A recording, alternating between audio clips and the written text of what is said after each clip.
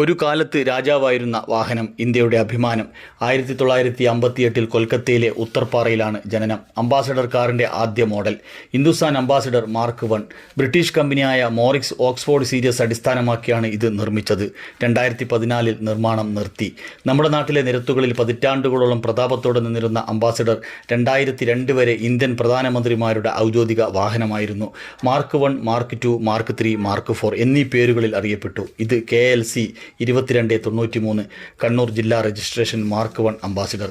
കാലം ഒരുപാട് കടന്നുപോയിരിക്കുന്നു. പ്രായാധിക്യത്താൽ തളർന്നുപോയ ഒരു വാഹനം. മനുഷ്യരായാലും വാഹനങ്ങളായാലും തളർന്നുപോയാൽ കിടന്നുപോകും, അതൊരു സത്യമാണ്. ഞാൻ ഈ വാഹനം കണ്ടത് എൻ്റെ സുഹൃത്തായ പ്രശാന്തിൻ്റെ വർക്ക്ഷോപ്പിൽ വെച്ചാണ്. എല്ലാം ഒന്ന് റിപ്പയർ ചെയ്ത് നിരത്തിലിറക്കാൻ ഉടമസ്ഥർ ഏൽപ്പിച്ചിരിക്കുകയാണ് അദ്ദേഹത്തെ.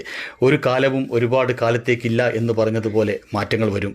ഈ കോലമാകെ മാറും. ഈ വാഹനം നിരത്തിലിറങ്ങും, ചീറിപ്പായും, ലൈറ്റുകൾ തെളിയും, ഹോണുകൾ മുഴക്കും, ഗിയറുകൾ മാറിമറിയും, പഴയ തലയെടുപ്പോടെ തിരിച്ചു വരും. അതിനാണ് ഈ വാഹനത്തെ കണ്ണൂർ ജില്ലയിലെ മുത്താറിപ്പീടിക എന്ന സ്ഥലത്തെ കാർ കെയർ എന്ന വർക്ക്ഷോപ്പിൽ എത്തിച്ചത്. പുതിയതും പഴയതുമായ എല്ലാ വാഹനങ്ങളുടെ വർക്കും ഇവിടെ ചെയ്തു കൊടുക്കുന്നു.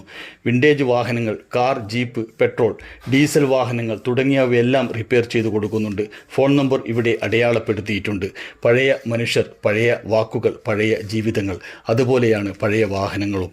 ഒന്നും നശിക്കാതിരിക്കട്ടെ, നന്മകൾ നിറയട്ടെ, നമുക്ക് പ്രാർത്ഥിക്കാം.